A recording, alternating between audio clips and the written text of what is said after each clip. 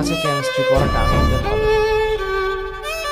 তাহলে এখন তোমরা বলো যে তোমরা যারা লেখাপড়া করছো, তোমাদের লেখাপড়ার পিছনে যে খরচ হচ্ছে, এই খরচটা কে বিয়ার করছে? তোমার ফ্যামিলি, তোমার বাবা মা। বাবা মা না থাকলে বড় ভাই, বড় ভাই না থাকলে কোনো লিগ্যাল গার্ডিয়ান, কেউ না কেউ তোমার পিছনে ইনভেস্ট করতেছে। লেখাপড়ার একটা খরচ আছে।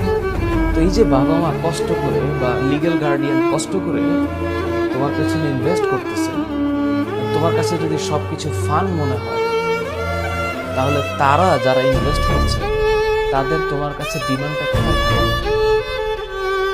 সো এই কারণে আমার মনে হয় যে একটু আমাদেরকে ব্যাক এন্ডে চিন্তা করা উচিত। তো এই জিনিসগুলো যে একটা স্টুডেন্ট পড়বে, ওর মাথায় তো এটা চিন্তাও থাকতে হবে যে আই এম স্টাডিং, আমি পড়ছি, তার মানে এই পড়াগুলো আমার কাছে ক্লিয়ার হইতে হবে, বোঝার চেষ্টা করতে হবে। সো এখানে কিন্তু একটাও কঠিন কিছু না।